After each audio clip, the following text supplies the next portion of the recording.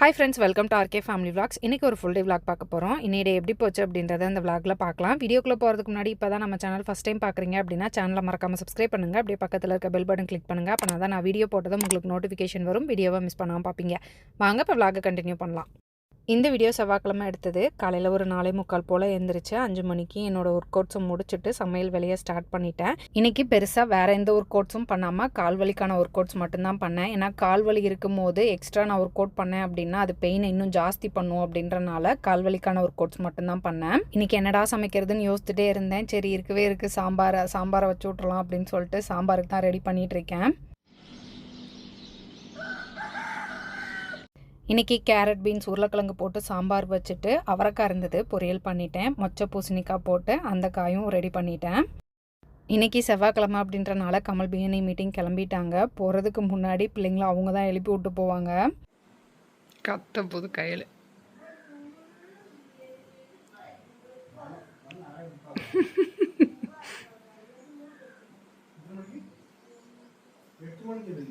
கையில் எப்போவும் நான் எழுப்பிடுறதுக்காக லைட்டை போட்டேன் அப்படின்னா, அம்மா தயவு செஞ்சு லைட்டை போடாதம்மா, எந்திரின்னு சொன்னால் நான் எந்திரிச்சுக்குவேம்மா அப்படின்னு சொல்லுவா. அவங்க அப்பா போய் லைட்டை போட்ட உடனே கத்த ஆரம்பிச்சிட்டா. 8 மணிக்கு தான் எந்திரிப்பாலாம் அப்படின்னு சொன்னோடனே நான் உள்ளே வருவேன் அப்படின்னு சொன்னேன். இந்தா எந்திரிச்சிட்டேன் அப்படின்னு எந்திரிச்சிட்டாங்க. பாய் பாய். அவங்க அப்பா எழுப்பி விட்டு போனதும் மால்ட்டை குடிச்சிட்டு ஸ்கூலுக்கு ரெடியாக ஆரம்பிச்சிட்டாங்க. இன்றைக்கி என்னென்ன சமைச்சிருக்கேன்னு பார்க்கலாம். சாதம் அடித்து முட்டை வேக வச்சுருக்கேன். பிள்ளைங்களுக்கு 2 முட்டை டிஃபனில் வச்சுட்டேன். சாம்பார் வச்சு அவரைக்காய் பொரியல் பண்ணியிருக்கேன். எனக்கு ரொம்ப பிடிச்ச பூசணிக்காய் மொச்சை காய் தான் பண்ணியிருக்கேன். நேற்று லாங் வீடியோவில் தப்பாக ஸ்டிச் பண்ண ட்ரெஸ்ஸை கையலுக்காக ஆல்ட்ரு பண்ணியிருக்கேன் அப்படின்னு சொன்னேன்ல, அந்த ட்ரெஸ் தான் இப்போ கையல் போட்டிருக்கா. ஒரு டாப் மாதிரி ரெடி பண்ணியிருந்தேன். ஹைட்டெல்லாம் ஓகே, பட் கொஞ்சம் லூஸாக தைச்சிட்டேன் அப்படின்னு நினைக்கிறேன். அடுத்த டைம் அதை கரெக்ட் பண்ணிக்கணும். கொஞ்சம் லூஸாக இருக்குது, பிடிச்சி அடிச்சுக்கலாம்.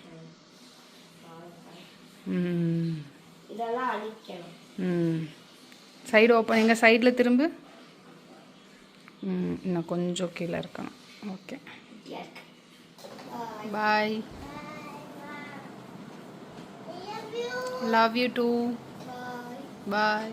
பிள்ளைங்க ஸ்கூலுக்கு கிளம்புனதுக்கப்புறம் வீட்டில் கொஞ்சம் வேலை இருந்தது. அந்த வேலையெல்லாம் முடிச்சுட்டு வீடியோ எடிட் பண்ணுற வேலை இருந்தது. அதையும் முடிச்சுட்டு மதியத்துக்கு மேலே தான் கடைக்கு கிளம்புனேன். கமல் லஞ்சுக்காக வெயிட் பண்ணுவாங்களே அப்படின்ட்டு அவசரமாக கிளம்பி வந்தேன்.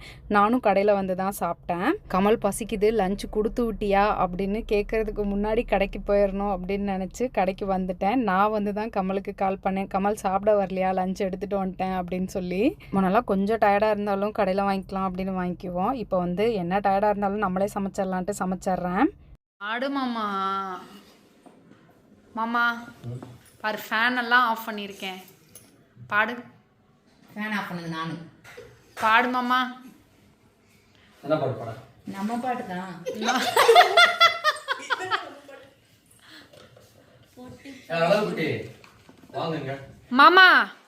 மாமா இங்கே ஒரு குழந்தைக்கு கமலஹாசன் பாட்டு வேணுமா? பாடு மாமா. மாமா மாமா பாப்பா, அப்பா என்ன பண்ணுறாரு? பாட்டு தேடுறாரா? கேம் விளையாடுறாரா? ஏ மாமா, ஏ பாட்டு பாடு. கௌதம் என்ன பண்ணுறாரு? கேம் விளையாடுறாரா? ஆமாவா இல்லையாடா? நீ ஏன்டா இப்படி தலையாட்டுற?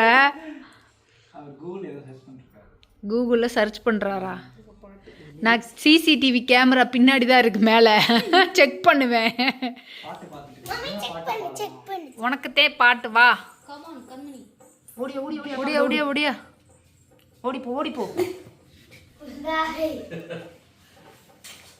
கண்மணி நில்லு, காரணம் சொல்லு, காதல் கிளியே கோபமா. சோகமான பாட்டை பாடுவீங்க, நல்ல சந்தோஷமான பாட்டை பாடுவியா? வேணாம். கண்மணின்ற பேர்ல வர்ற பாட்டு எங்களுக்கு பிடிக்காது. ஆமா, நல்ல பாட்டா பாடுங்க. நல்ல ஜாலியான பாட்டு பாடுங்க. மோனிகாவை தூங்க வைக்கிற பாட்டு பாடு மாமா. பாடு பாடு. எந்தன் வாழ்க்கையின் அர்த்தம் சொல்ல பூக்களின் வண்ணம் கொண்டு பிறந்த மகளே என் மகளே, நான் வாழ்ந்தது கொஞ்சம் அந்த வாசத்தில் வந்து விட்டு உயிரில் கலந்தாய் என் உயிரே, உன் பூவிழி குறுநகை அதில் 1000 கவிதையே, எந்தன் வாழ்க்கையின் அர்த்தம் சொல்ல பூக்களின் வண்ணம் கொண்டு பிறந்த மகளே என் மகளே, நான் வாழ்ந்தது கொஞ்சம் அந்த வாசத்தில் வந்து விட்டு உயிரில் கலந்தா என் உயிரே. Super super super super.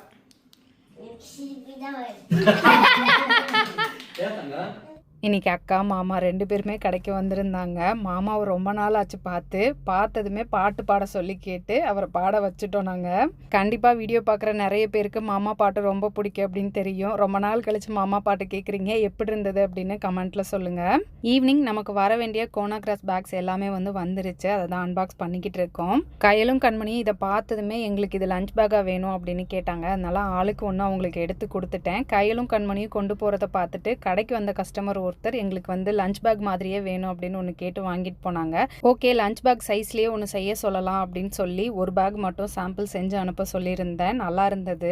கையலும் கண்மணியும் இப்போ ரீசன்ட் டேஸில் இந்த பேக் தான் லஞ்ச் பேக்காக கொண்டு போயிட்டு இருக்காங்க. ரொம்ப யூஸ்ஃபுல்லாக இருக்குது. இந்த பேக்கு மெயின்டைன் பண்ணுறதுக்கு ரொம்ப ரொம்ப ஈஸியாக இருக்குது. ஏன்னா ஏதாவது சிந்திருச்சு அப்படின்னா டக்குன்னு தண்ணி ஊற்றி வாஷ் பண்ணிவிட்டு கொஞ்ச நேரம் மட்டும் காய வச்சு எடுத்துட்டோம் அப்படின்னம்னா டக்குன்னு காஞ்சிருது.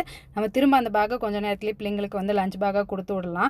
துணி பேக் அப்படின்னா நம்ம துவைச்சு காய வச்சு அடுத்த நாள் காஞ்சதுக்கு அப்புறம் தான் நம்ம அதை யூஸ் பண்ண முடியுது. இந்த பேக் அவ்வளோ சீக்கிரம் அழுக்கும் ஆகிறது இல்லை. நான் ரொம்ப நாளாக யூஸ் பண்ணிட்டு இருக்கேன். பிள்ளைங்க ஏதாவது சிந்துனாங்க மட்டும்தான் அழுக்காகுது. நம்ம கிட்ட மார்க்கெட் பேக்கும் பிக்னிக் பேக்கும் நல்லா ஃபாஸ்ட் மூவிங்ல இருக்கு. லாஸ்ட் டைம் கம்மியான ஸ்டாக் தான் எடுத்திருந்தேன். 2-3 நாள்லயே டக்குன்னு காலி ஆயிருச்சு. அதனால இந்த டைம் கொஞ்சம் டிலே ஆனாலும் பரவாயில்ல, நிறைய ஸ்டாக் இறக்கிடலாம் அப்படின்னு சொல்லிட்டு பல்க் ஸ்டாக்காக இறக்கியிருக்கேன்.